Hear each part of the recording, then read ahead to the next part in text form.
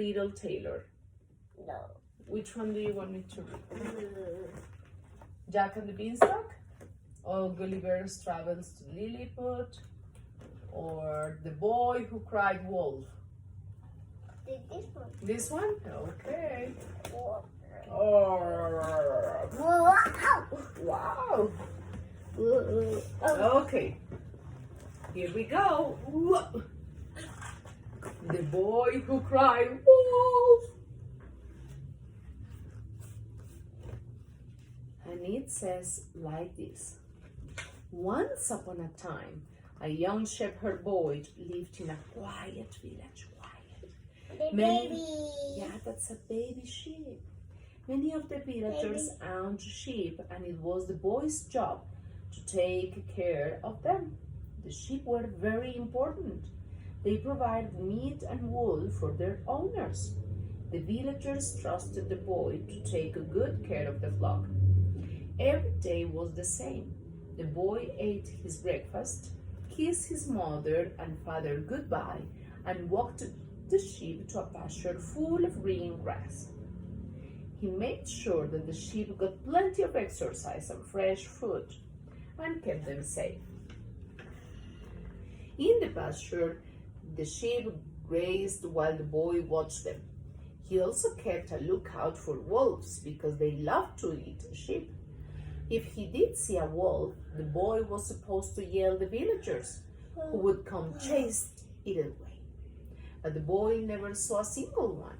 Day after day, the boy watched the sheep, but they were very boring. All they did was eat, nap, and eat some more. The boy had some fun swinging from tree branches, clambering over rocks, and chasing lambs, but soon these games grew old and nothing kept him amused for very long. One day, the shepherd boy had an idea to make things more exciting. He would play a trick on the villagers. What if he pretended that a wolf had come to the pasture?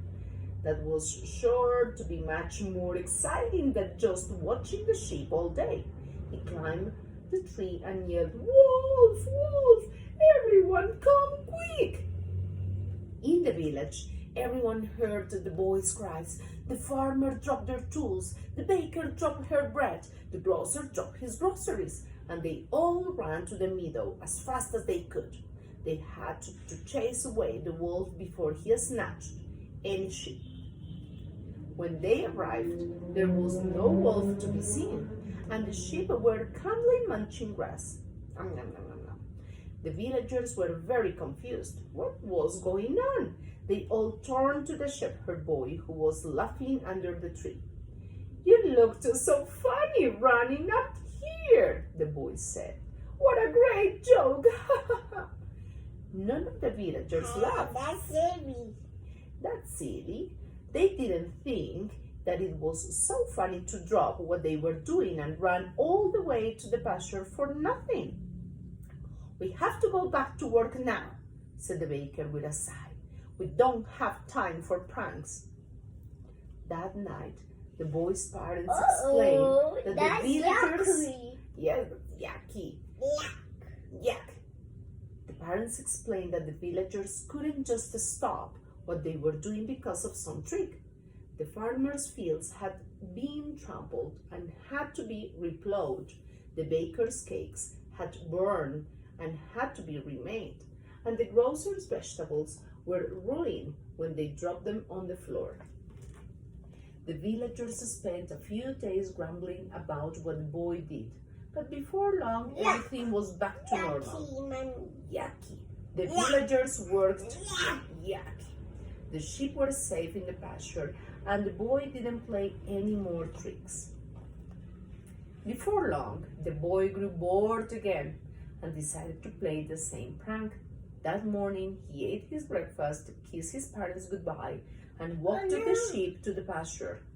Once they were all settled in, the boy cupped his hands around his mouth and yelled, "Wolf, wolf, a wolf is stealing our sheep!" Once again, the villagers dropped what they were doing and raced to the pasture. But they were arrived. There was no wolf to be seen, and the villagers counted the sheep and saw that they were all there. But where was the shepherd boy? Had the wolf snatched him? Suddenly, the villagers heard something from behind a big rock. It was the boy, and he was laughing so hard. Tears were running down his face. "I trick you again," he said. The villagers sighed and went back to the village. That night, the boy's parents gave him another stern talk and sent him to bed without any supper. The boy felt very sorry for what he had done and vowed not to play any more tricks. He would just do his job without making anyone else mad at him. From then on, the boy worked hard every day. He walked the sheep to the pasture, watched them graze, and kept an eye out for wolves. He did all of these without getting sidetracked.